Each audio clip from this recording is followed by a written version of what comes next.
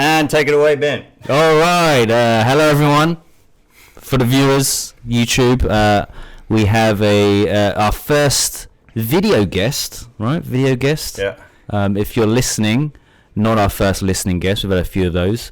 But, a friend of ours living in Sapporo, he listened to one of our episodes about the Ainu a few episodes ago. And apparently he is an expert on the subject, maybe a little bit, or knows a bit more than us. Knows a lot more than us, and it's very exciting to have him on. Matt, welcome to the show, and welcome to the Voice in Japan. The Voice in Japan. Yeah, another Matt, so it might get confusing. So right. I'm going to refer to him as his name's Matt Cotter, so I might call him Cotter or Cotty. All right, I'll call you Ben. Good. The Ben sandwich. We could all change names, yeah. The Ben sandwich. We're having a Ben sandwich today. It's very, very warm here in between these two strapping young men.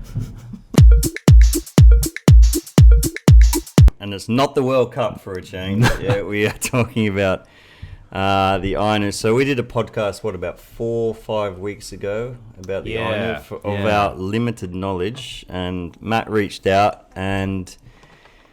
Now, you teach Ainu and Māori studies, is that correct? I do, yes. I'm at my main position, my main teaching job. Yeah. Where I'm employed, my tenured job is at Hokusei Gakuen University Junior College. Right. And you knew nothing about Ainu before you came to Hokkaido? No, not at all. And I didn't, even that whole first 3 years where I was here as an ALT, I knew nothing about Ainu. Right. But I didn't speak Japanese either, so obviously I wasn't getting any Ainu. Like there might have been a poster about an Ainu event, but I couldn't see it because I couldn't understand it. Okay. But I knew nothing about Ainu, and it's like so weird being Indigenous Māori myself. I didn't even know there was any Indigenous in Japan. Which exactly. The government aren't exactly going to be, aren't exactly like putting that up on posters that they... That was till what, 2019? 2008 was the first time they said, we have an Indigenous. And that's because of the Indigenous Summit here, straight after the World Summit, right? And where you've got a house. Where's that? Oh, Lake Toya. Lake Toya, up on a slightly more expensive place up on the hill. They had it there. Hey, my shack, man, is worth millions. They should have brought the President of the United States down to your shack instead. I should have done. I could have showed Obama a good time, man. You could have taken him out skiing, mate. You could have thrown some rugby balls at him. Yeah. So, no, they had the Indigenous Summit straight after that. So the world was looking on and they thought... and then the government thought, well... a little bit of pressure. We've always been with this one nation, one people thing, and they've never said that we've got an Indigenous. They say pretty much their stance was like everybody in Japan is Japanese and have Japanese passports, so we have no Indigenous. That's when it was a stance right up to 2008, but they had a lot of protests, and they finally said, okay, yes, no, we do have an Indigenous. But have they had a similar history to the Maori then, or the Maori? Very similar, which is kind of why I teach Ainu and Māori studies because a lot of culturally, a lot of things are similar, and the history is pretty much with a lot of Indigenous around the world with colonizations, pretty much get shat on by the colonizers and language and cultures get kind of tried to eradicate them basically. So, exactly right. So very similar there. Right, and you're Māori, correct? Yep, I hail from the Te Atiawa and the Ngāti Mutunga tribes. Okay. Iwi, we say for tribes in the Taranaki area, which is the North Island, the west coast of the North Island. Mm-hmm. There's Mount Taranaki, you might have heard of it. It's a very beautiful mountain, looks like Fuji, but a little bit smaller. Okay. Actually, if you've seen The Last Samurai... Oh, yeah. They filmed that, right? That was where it was filmed. And that was the mountain was not Fuji, it was Mount Sneaky. Yeah. Same as Lord of the Rings, right? Yep. But not that mountain. Those Lord of the Rings mountain scenes were down in Queenstown, I think, around that area. Okay. But South Island. But yeah, so my great-grandmother was Māori, and she married an Irish immigrant. And yeah, so if we're going to put fractions on it, my grandma's a half, my dad's a quarter, and I'm an eighth. Oh, okay. Right. So, but I was brought up knowing not much about Māori culture or Māori language or anything at all, because my dad was the same. He wasn't brought up in it, and his grandmother.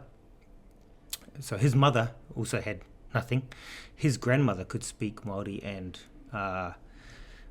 would go to the marae, which is the community Māori kind of centre, but she wouldn't teach my father or grandmother anything Māori, because she's just like, that's not the way New Zealand's going now, kind of thing. You should learn English, that kind of thing. So pretty much about 3 generations lost the language and culture. Are there a lot of different languages, like Māori languages for each different? Yeah, different dialects. Dialects, right? Okay. Is that the same with the Ainu? Different dialects? Yes, different dialects. Yeah. Do you speak any Ainu? I take a Ainu language lesson every week on Zoom. Right. Yeah. On Tuesdays, Tuesdays for an hour and a half. Been doing that for about a year and a half now. So is it similar to Japanese at all? It's not similar to anything. It's actually a language isolate, so nobody knows where it's come from. Wow. And, the grammar's completely different. Pronunciation's completely different. And you're learning the main dialect, are you? And is that from an actual Ainu person, like a? That's actually quite interesting. He's Kenji Sekine. He's lives in Nibutani, in Biratori. Biratori? No, wait. You might have to provide a map for that on the video. We'll do that on the YouTube. But Nibutani is quite famous as having the highest population of Ainu living there. We thought it was in Hidaka. Is it? It's near Hidaka. Okay. Yes. Yeah. Right. So he lives there, and he's actually from down south, but he married an Ainu lady, Maki, and she's a very famous weaver, actually, Ainu weaver, making the atushi, the traditional Ainu clothes and things. But when he was young, he moved there and he married Maki, and he just became, engrossed in the whole Ainu culture and stuff. And he's actually probably one of the best speakers of Ainu in Japan at the moment. He's the teacher. Wow. And his daughter's very famous too. She does Ainu classes on YouTube. Lessons and teaching about culture and language. Ainu language. She does little Ainu language segments, which are like 5 minutes each. She's the voice on the bus when the Ainu announcements on the bus. Oh, right, cool. That was on the news the other day. So we'll put there's a link to her channel that we'll put on. Yeah, you can find it easily. Yeah, I didn't give you the link, but you can find it easily on YouTube. Okay, we'll put that on the app at the end. So is the Ainu language, because we said it was kind of a dead language or a dying language, but making a kind of resurgence, is that true? Yeah, UNESCO said it's a critically endangered language. So there's actually no native speakers of the language anymore. So the last native speaker died about 10-15 years ago. Wow. But there are fluent speakers, a handful of fluent speakers who've learned, it's not their first language, but they've learned the language and become fluent in it. There's one at Hokkaido University, and of course Kenji, who teaches us. There's been a bit of a resurgence recently with lots of different classes going on, like our one on Zoom. And the good thing about being on Zoom is people can join from anywhere. And just from their homes, kind of thing. So which is great. And we're using actually a Māori method called te atarangi, which Māori used to revitalise the language within the older population back in New Zealand. So the younger population, the main thrust of revitalising the language was to start immersion kindergartens in New Zealand. So all of the kids would go to kindergarten, grassroots, everything would be in Māori immersion, so that it'll become their first language or close to their first language. So when they graduate, then they started that was called kohanga reo. Then they started the kura kaupapa, which was the schools, immersion schools, and now you can actually go all the way through New Zealand school system, from kindergarten to university, speaking Māori, immersed in Māori. Wow. But the problem was with the parents. The parents didn't have the language to help at home. So the kids were learning it, but they come home and be speaking English all the time.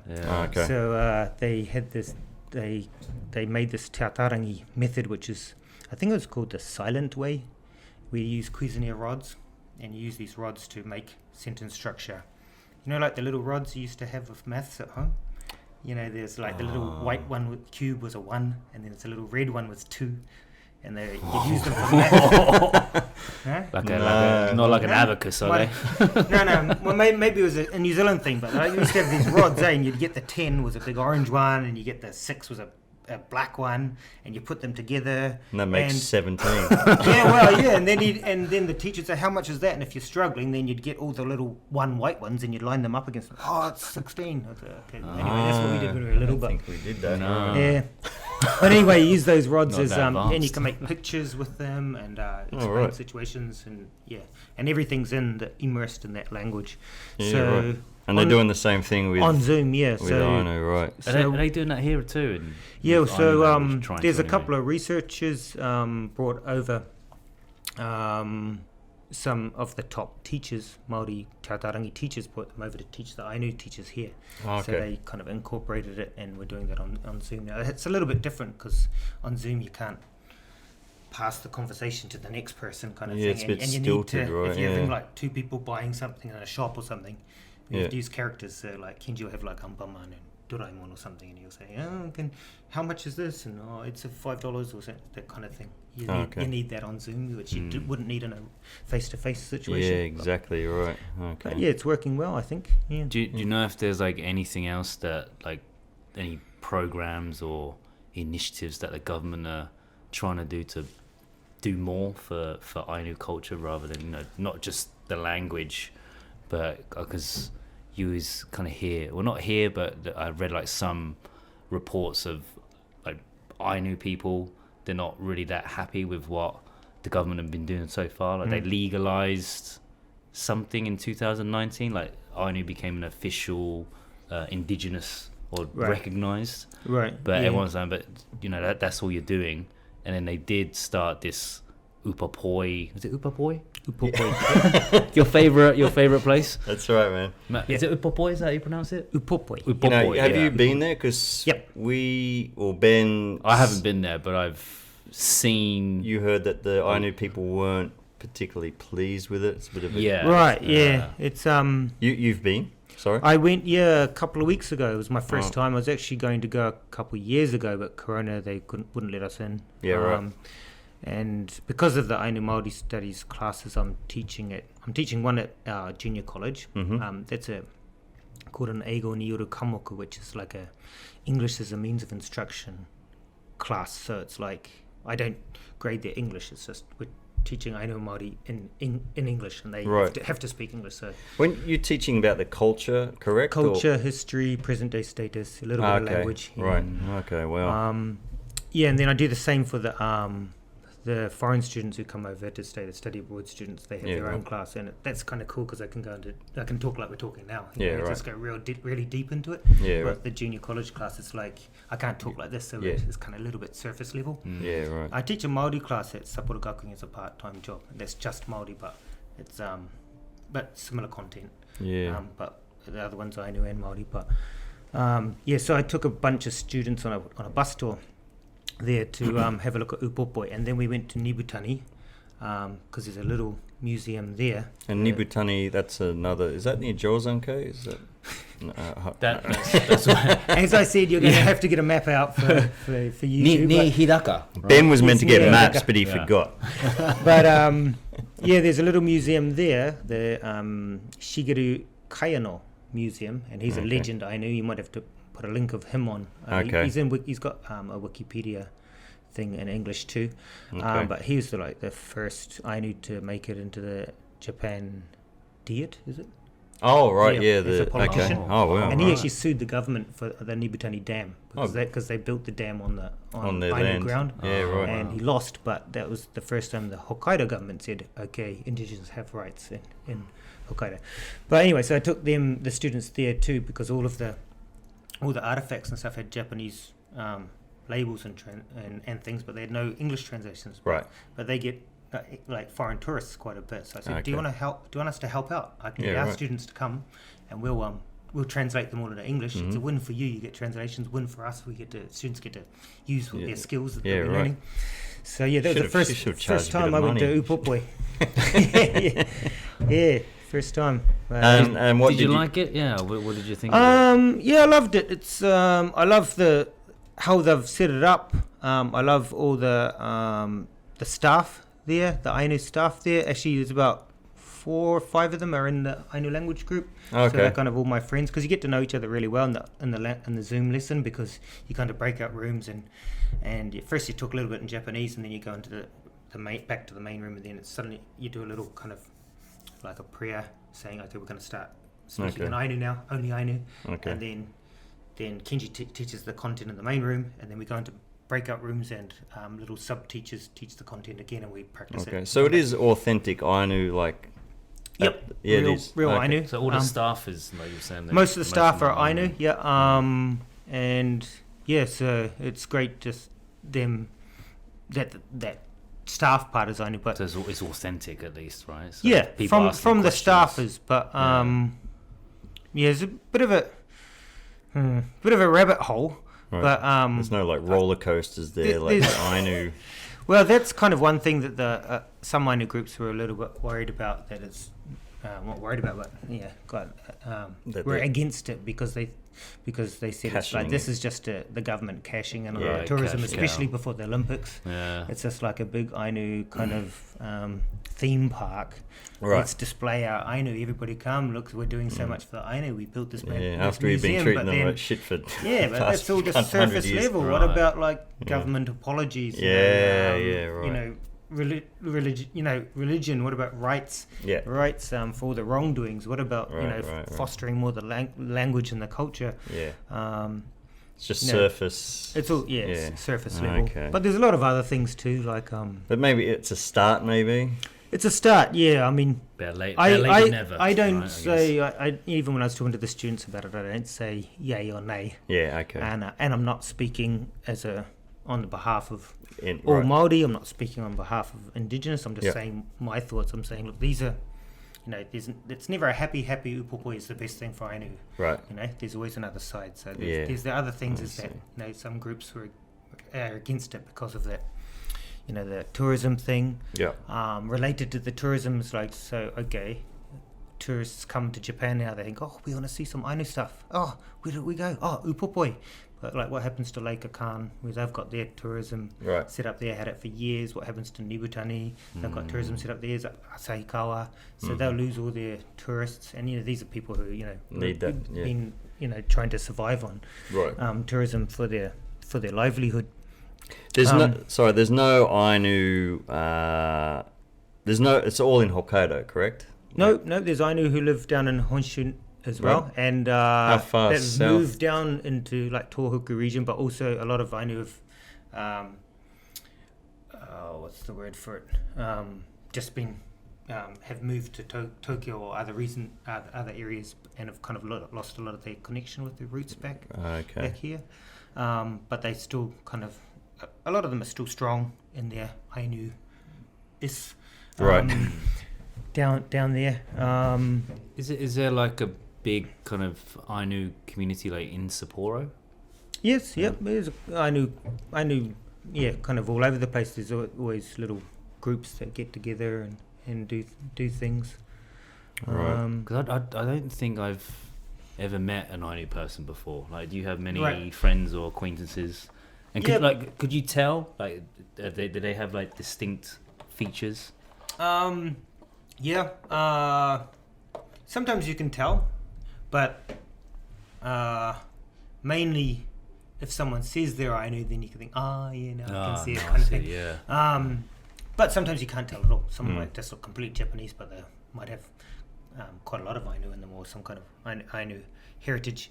But a little bit more browy and looking, and I think very striking eyes. Ainu people have quite striking eyes. Right. Deeper features. Both female and men, I think. Would they say that in Japanese? koi, is it? Koi, yeah. They use the word koi, like if you look at an Okinawan person, it's kind of koi. Koi means deep, and then there's shoyu, which is like Japanese. Yeah, kind of more... soy sauce. I don't know, more of a prominent bony structure. Yeah, so you'd be koi. Yeah, I'm quite koi, aren't I? So I think all of us would be koi. Yeah. I might be a little bit more shoyu than you guys. You go well with sushi. So, but there's also there's thousands of people who probably don't even know they have Ainu in them, or know but don't want to say it because it's just been discriminated against. Still like that. Still a lot of discrimination. Yeah, one of my colleagues interviewed an Ainu lady, and she didn't tell her husband or her son that she was Ainu until like the son had gone to university, and then she told them, and then they got angry. The husband divorced her. Oh, and the son never talked to her again. You're kidding? What is the discrimination for? Just because they weren't like did anything bad, did they? Well, they were just because they were became kind of like sub-citizens because they were. That's disgusting. Because of colonization. Yeah. When the Wajin came up into Hokkaido, they started pushing the border back and decided to just pretty much take all of Hokkaido. At the start, it was just down the Hakodate area with the Matsumai clan down there, and then they just kept pushing the borders, and then there's a few revolutions, and that always. Who's the big? Shakushain. Shakushain. He led the big revolt. Big one, and the revolutions, same in New Zealand, are the ones that if you lose, you get smashed. Yeah. So in New Zealand, the Māori, they never lost. Māori landlords didn't lose. Yeah. Because of just too strong, and then the British said, okay, we're not going to win, so let's make a treaty. So they made the Treaty of Waitangi, and that was okay. But then they reneged on that, and there's a lot of problems. The big one was the English and the Māori were different translations for a couple of words, which basically saying the Queen will reign all over the country. But then the Māori version said, well, the Queen will reign the country, but you still own all your own lands. Each chief have their own lands, but there's it was different and stuff. But and there's all these problems there. But then the Māori rebelled, and there's all these wars again. But finally, in the end, just because of numbers, really, a lot of other things, but Māori lost. So then the settler government said, okay, so anyone who fought against us, we're taking all your land. Took all the land. So when you lose your land and people have to go elsewhere, urbanization and stuff, then lose connection with roots, poverty, and then all that what comes from poverty, then after years and years of poverty, you're gonna at some stage it's going to end up going to be crime, drug dependence, alcohol, But I mean, this is everywhere, right? I mean, we have it in Australia, it's in North America. It's everywhere. So basically the same thing happened up here in Hokkaido, where the Ainu were, they weren't allowed, they were banned to do any of their cultural things, iomante, the tattooing. I was going to ask you about that. All smashed. They weren't even allowed to hunt and fish. Yeah. So how could hunter-gatherers survive? So they either had to break the law or die. Right. So they were breaking the law, and when they broke the law, they got taken and put into pretty much slave labor for making roads around Hokkaido, the fisheries, the coal mines. Yeah. And this is how long ago is this? Would you say? I'm really bad with years. That's right. Ben is too. It's all right. That's why I put it all in when I'm teaching. I put it all in a PowerPoint, and then I don't have to remember it. Maybe you should have just done a PowerPoint presentation. That would have been. But it was pretty terrible. And they did things like, okay, well, you can farm, and they'd give them farmland. We'll give you. We don't want to farm. We'll give you this land. What, are you going to give us back our own land? Well, anyway, we'll give you this land, which was terrible farming land anyway, and I didn't really know how to farm. Right. And then they said, if you don't make a profit from the produce in 10 years, we're going to take the land back. Oh, man, right. All this stuff that happens. So that discrimination's still kind of happening today. Like you were saying with that person you know. And because it's indoctrinated, right? Like, people don't understand that they're being racist. There's that thing on, was it HTV or something last year when a comedian made that joke he said, or something. Inu, dog. And that just blew up. And then, but he just didn't understand that he was trying to be funny, but he didn't understand that it would have any offense. Repercussions. And there's other people too who are just coming to his his aide saying, "Yeah, no, that's fine. Well, it's funny, so it doesn't count." Right. That's why it counts, because everyone thinks it's funny, and so. Yeah, it's a weird thing, isn't it? The whole kind of, are you racist if you think you're not being racist? But is that an excuse? Right, right. It's just like but sometimes arrogance, you should know better, ignorance. I guess. Yeah. So they're pretty hard done by. So a lot of the silent Ainu now, they don't want to admit that they're Ainu, and because they haven't admitted it over so many generations, then a lot of people just don't know that they're Ainu. Right. Yeah. And that's a sad thing too, isn't it? Yeah. And a lot of women were made to Ainu women were made to marry Japanese men, trying to breed them out, they kind of breed thing. them out, and also the Ainu men wouldn't. Because the shinue, which is the Ainu tattoo around the lips, that was a sign of beauty and of womanlyhood, and that you were at an age that you could be married. Yeah. So the Ainu men didn't want to marry anyone without one, right. but they banned it. Oh, okay. So the Ainu men couldn't, wouldn't marry anyone because they didn't have mind. It's a very striking tattoo, isn't it? It is, It was actually done quite. It was done over a long time. Like it would start when they were like about 8-9 years old. And it slowly extended. Yeah, they'd make these dots. Okay. And then they'd join the dots after another couple of years, and then they'd fill it in, and then if it wasn't dark enough, they'd fill it in some more. Is that all women would have that eventually? Yeah. To get married, and some had it on their hands. Right. Is there any similarities to Māori kind of facial tattoos, or is that different? Maybe in that sense for like beauty or to be of a certain status, but patterns, no. No, really. patterns are different. Yeah. But some of the patterns look similar, like the curls and stuff. If you look at an Ainu, some fabric that's been woven, some of the curly ones will look similar, but they're actually a little bit different. That's kind of the opposite side. So Māori, usually the curls come from a koru, which is like the inside of a fern plant, a fern frond. Oh, okay. So like to Māori, the fern is a very important plant because it symbolizes the family. The baby ferns come up, they roll up, and all the other adult fern leaves are protecting them.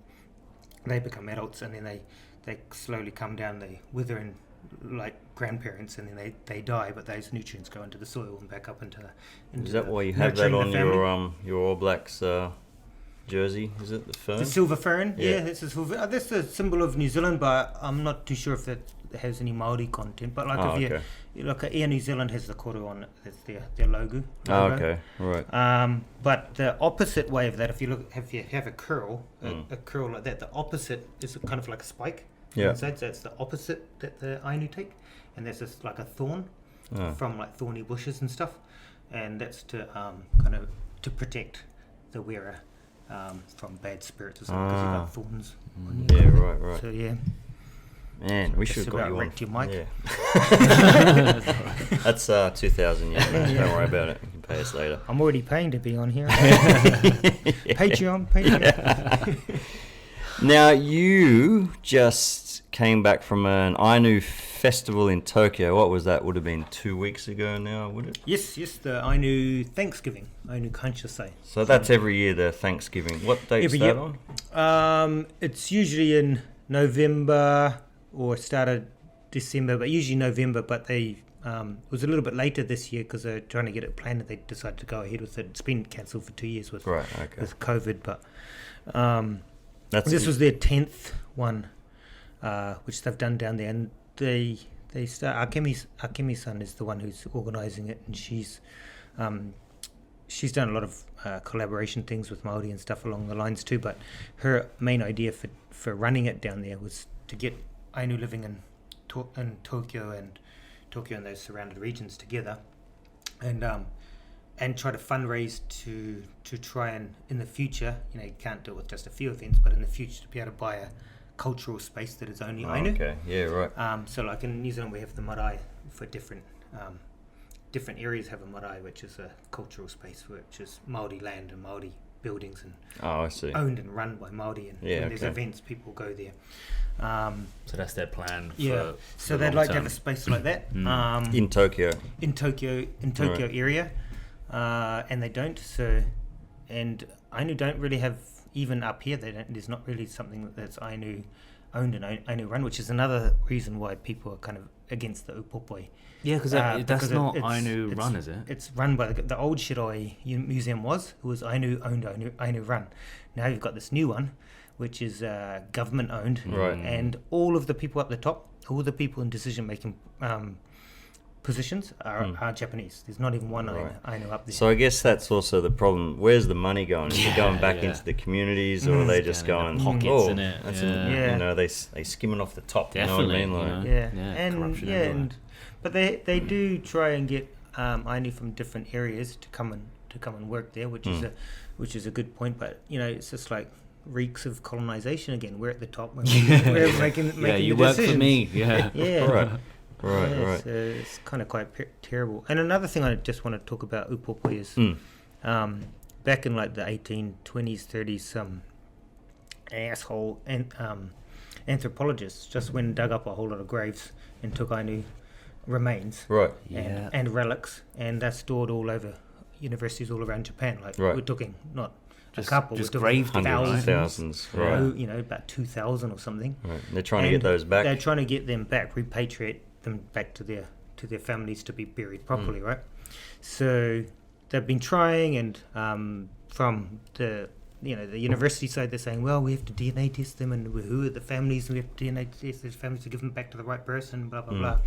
And Ainu said, you're taking too long, and they've been sued. They've sued the universities. And upopoi is just like a big get out of jail free card for the universities, because what they did is they said, we'll make this peace memorial space. And they put all the bones there. Upopoi, we'll move all the remains there, and if you want to go pray for them, just go to Upopoi and go pray for them there. Kind of on one side, some Ainu said, well, it's never going to be solved, so okay, let's do that. Fair enough. And then on the other side said, no, you took my great-grandmother out of the grave where she's lived all her life. She wants to be buried back in the soil where she's lived all her life. Right. And you're just going to throw in some concrete bloody museum. And make money off it, right? Yeah. So, and I'm not going to get any. That was another thing that I knew we're not happy about. Right. With the...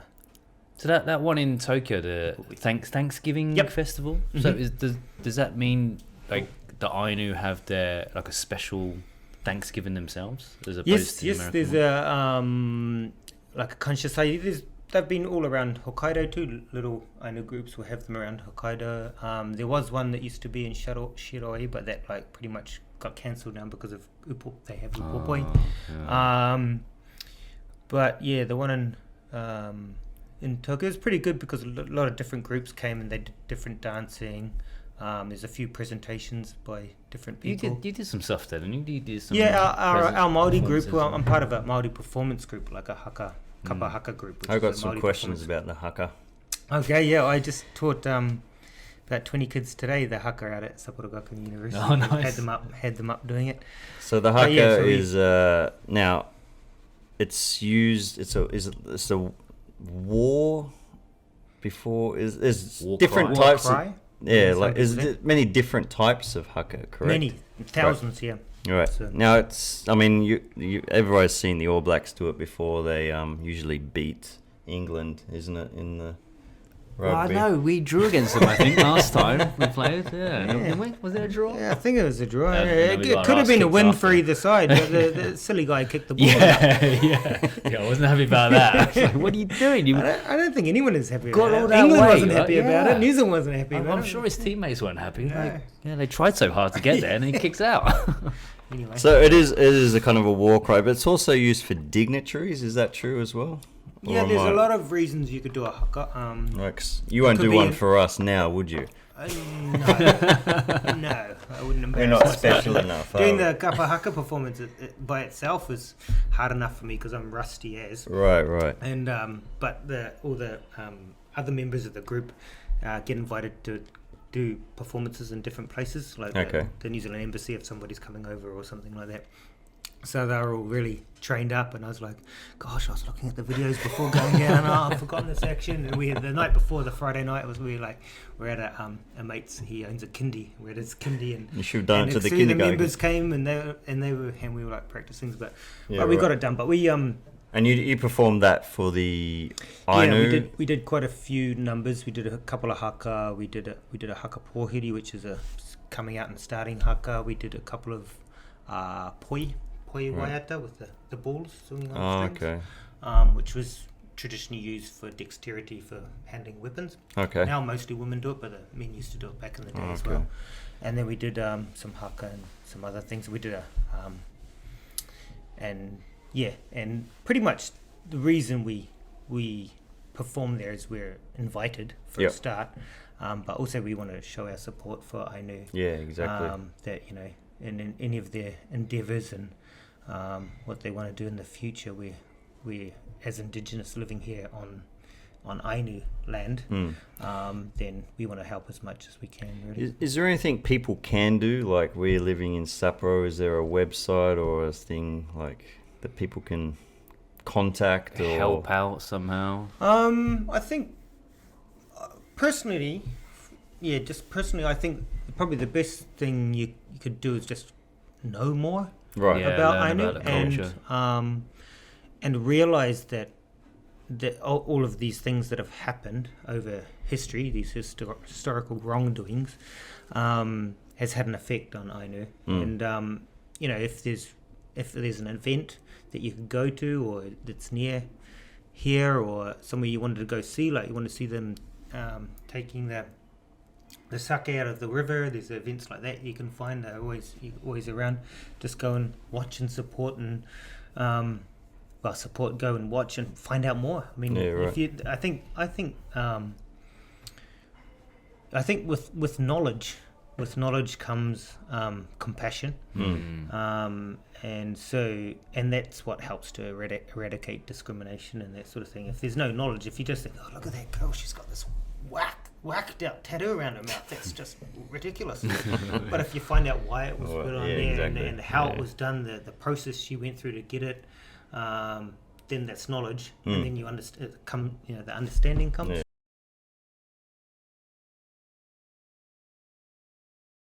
Yeah, so just wondering if, how much do Japanese people know about the Ainu at present? Maybe like younger people, students. Yeah, it's not taught in high schools or anything like that. No, some elementary schools will touch on it, and depending on the area, Chitose is quite big on it, and so some of them there, and of course like Nibutani, those areas. But it's amazing, man, because in Australian high schools we learn about Aboriginal, what happened to them, all those different tribes and everything. Part of the education now. It was part of Aboriginal studies. It was called. Yeah. Well, when I came back to Japan after spending that time in London, so it would have been my 4th year here, I started teaching at a private high school, and that's when I first found out about the Ainu, because I was looking through the textbook they had to teach, and it's like this one story about an Ainu musician called Oki. He's quite famous actually. Oki dub band.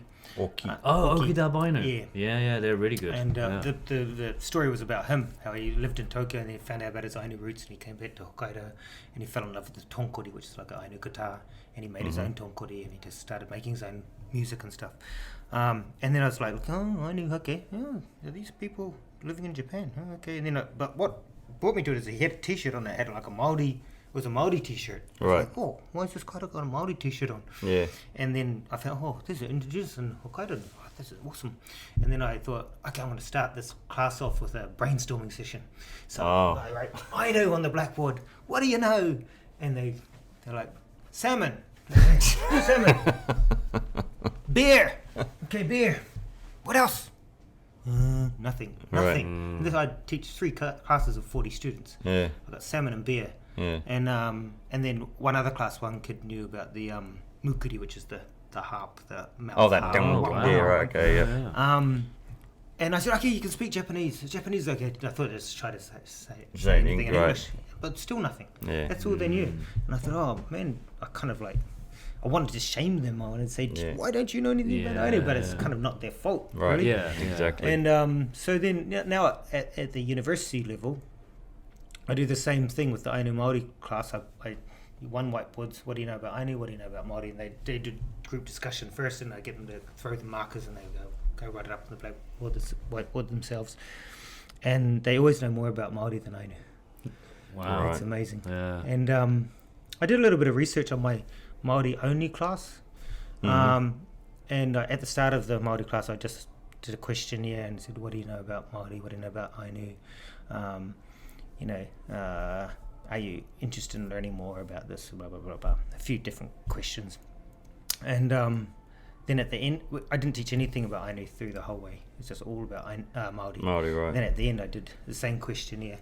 And is that just and I got all the data from that, just plugged it all in, and found out that they actually become more interested about learning about their local Indigenous culture because they learned about a foreign Indigenous culture. Right. So that's kind of could be one way to pique interest, is teaching kids about any Indigenous culture. Right, yeah. Maybe check out this, isn't this cool? Yeah, by the way, you've got your own here too. Look at the Aborigine Dreamtime. Look at their art. Okay, let's have a look at these. The First Nations in Canada. Look at the stuff they do. Look at Māori. Blah blah blah. And then, did you know there's Ainu that live here? Yeah. Look at the stuff they do. Yeah, exactly.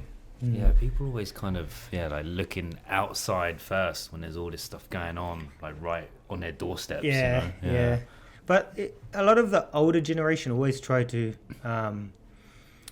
find reasons why history happened in the way it is. It's, that probably happens in other countries too. It's like, Ainu were maybe a weak people. They lost to the Wajin, so that's probably why we don't need their culture, and that kind of thing still. But that's old people thinking. Yeah.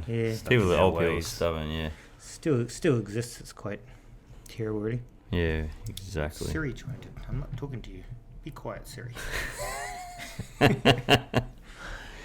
Any more questions on that? On your list?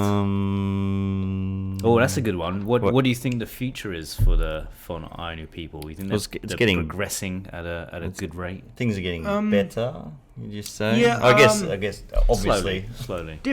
Definitely getting better. A lot of more resurgence and especially cultural things. Ainu dance events, performance. Ainu art is like the wood carving is just amazing. The weaving is amazing. Yeah. That's the first thing you sit. Like I was telling when for those coming in from overseas, you'll come in from the airport. You'll get into Sapporo, and the first thing he's going to see is a wooden Ainu carving, right? The guy with that arrow in his hand. In Sapporo Station. Yeah. That was actually made by the Urespa Club at Sapporo University. Oh, right. They started this big campaign, the Irang Krapte campaign. So Irang Krapte means hello. Oh, yes, I said that to Ben. Yes, you did. Did I say it correctly? You did say it correctly. Yes. After you told me about that, I every time on the JR now, the announcer says it. It's the first thing he says for every announcement. Irang Krapte. Really? And then he starts going into Japanese. Oh, that's nice. The only thing that's great. So that's a situation where things are kind of maybe changing for the good. I don't know if anyone notices it though. Like I only noticed it because you told me what it meant. But I've been hearing that ever since I've been in Japan. I kind of think that's a good thing. If Hokkaido people just realize that's hello and they hear it all the time, and that's another word that's being normalized. Yeah. I mean, like there's subconsciously they're absorbing it. Yeah, and it actually means let me touch your heart. Exactly. Gently or something. That's right. Yeah. Which is really quite lovely. But there's a lot of Ainu words. Well, not a lot, but there's Ainu words that are actually in Japanese that people don't know. Yeah. Like kombu. Kombu comes from kompu, which is the seaweed. The kelp or seaweed. The areas in there around areas, Sapporo. Ben said Tonakai, reindeer is Ainu. Yeah. Yes. Is Suskino? I heard you talk about that one. I'm not too sure. I haven't heard that one. I won't say yes or no. Yeah, but, I think that's a safe answer there, man. Yeah. You can't trust a lot of. But basically, Hokkaido region names or area names are either come from Ainu language, like Sapporo, Sapporo Pet, which means a wide dry river kind of thing, or they come from the meaning in Ainu, but it's been changed in Japanese.